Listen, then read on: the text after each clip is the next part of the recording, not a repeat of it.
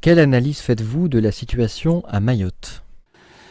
S'agissant de la situation à Mayotte, nous avons à 2 reprises émis un communiqué de presse pour réclamer du gouvernement qu'il suspende l'élection et qu'il la reporte de quelques jours, voire de quelques semaines, parce que l'île est dans une situation de quasi-insurrection, et donc les opérations de vote ne peuvent pas avoir lieu normalement. En tout cas, les opérations de la campagne. Notre candidat Alexandre Al-Suyer s'est retrouvé dans une situation quand même catastrophique, avec les militants que nous avons sur place. On n'en a pas des centaines, mais on a quand même un certain nombre de militants. L'île étant, les voies de communication étant barrées partout, nous n'avons pas pu aller coller les affiches électorales sur tous les panneaux électoraux. On n'a pas pu distribuer les tracts. Alexandre n'a pas pu utiliser tout son temps de parole. Comment dirais-je, lorsque nous avons publié le 2e communiqué de presse, c'est-à-dire ce 15 mars, pardon, on a, au moment où on a envoyé ça, les circulaires électorales n'étaient toujours pas arrivées.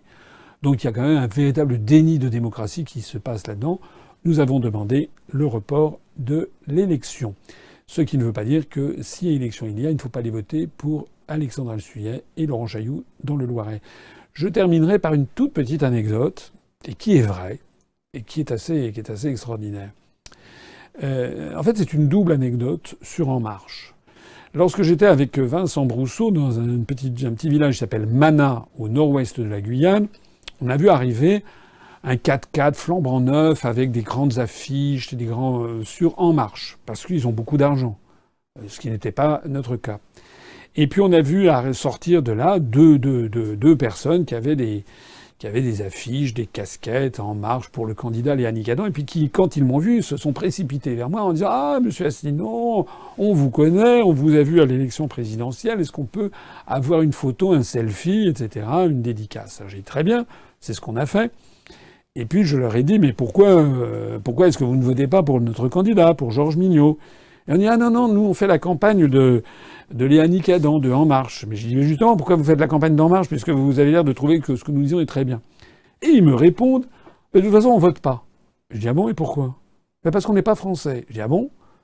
En fait, c'était des Surinamiens qui étaient, avec une carte de séjour de 10 ans, ils n'étaient pas illégaux, mais ils étaient là, des gens du Suriname, qui ne votent pas et qui faisaient la campagne d'En Marche.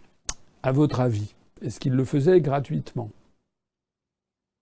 La réponse est non. Évidemment. Évidemment. Donc c'est toute la différence entre l'UPR et un mouvement comme En Marche. C'est-à-dire que nous, tout le monde, les gens qui m'écoutent le savent bien, nous n'avons que des bénévoles.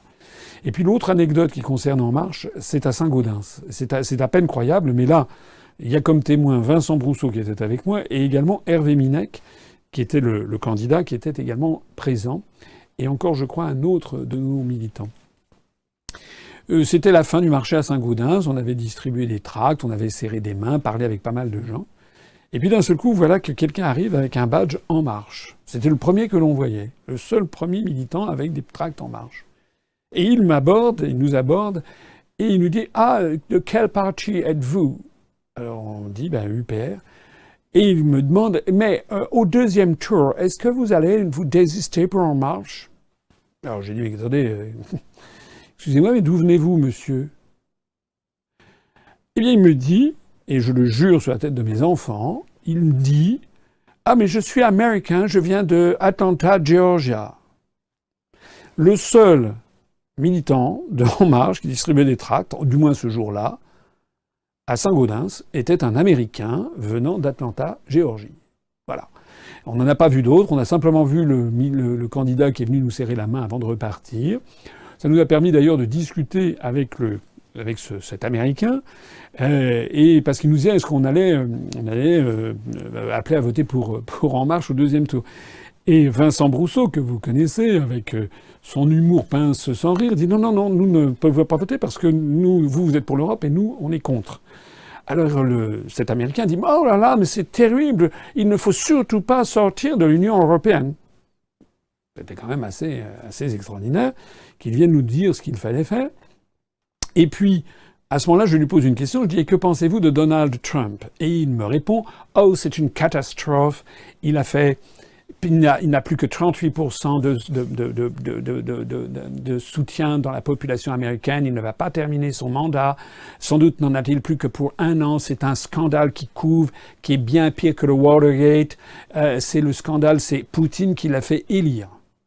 Alors j'ai rigolé, j'ai dit, vous croyez vraiment que c'est Poutine qui a fait élire Donald Trump? Je sais pas, moi, quand je lis des analyses sociologiques dans des journaux sérieux, on apprend que c'est les blue collars, les white collars, le Middle West. Il y a quand même il y a le peuple américain qui en avait assez de l'establishment, et ça existe aussi, quoi. Ça, c'est pas Poutine. Si, c'est Poutine qui a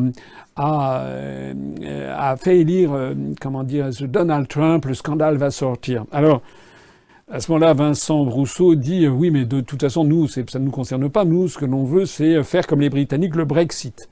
Et voilà que notre Américain dit mais le Brexit, c'est également Poutine qui a fait le Brexit. Alors là, on commençait à se demander s'il se moquait de nous, mais pas du tout.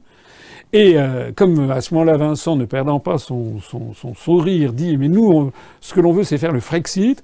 Notre Américain nous a dit, qui était encore une fois le militant d'En Marche à Saint-Gaudens, nous a dit « Ah, mais si vous voulez le Frexit, allez donc voir votre ami Vladimir pour qu'il vous donne de l'argent. » J'ai vu, pour clore cette anecdote ahurissante, j'ai vu qu'il y a je ne sais plus qui a récemment dit que les élections en Italie, qui ont vu donc le triomphe des partis eurocritiques, que ce soit la droite avec la Lega et que ce soit le mouvement 5 étoiles, eh bien il y a une analyste américaine, je sais pas quoi, qui a dit qu'il paraît que c'était Vladimir Poutine, que c'était les Russes qui étaient aussi derrière. Finalement, ça serait plus simple de savoir derrière quoi les Russes ne sont pas, puisque semble-t-il que désormais en Occident, dès qu'il y a une élection qui déplaît à l'oligarchie, c'est de la faute de Vladimir Poutine.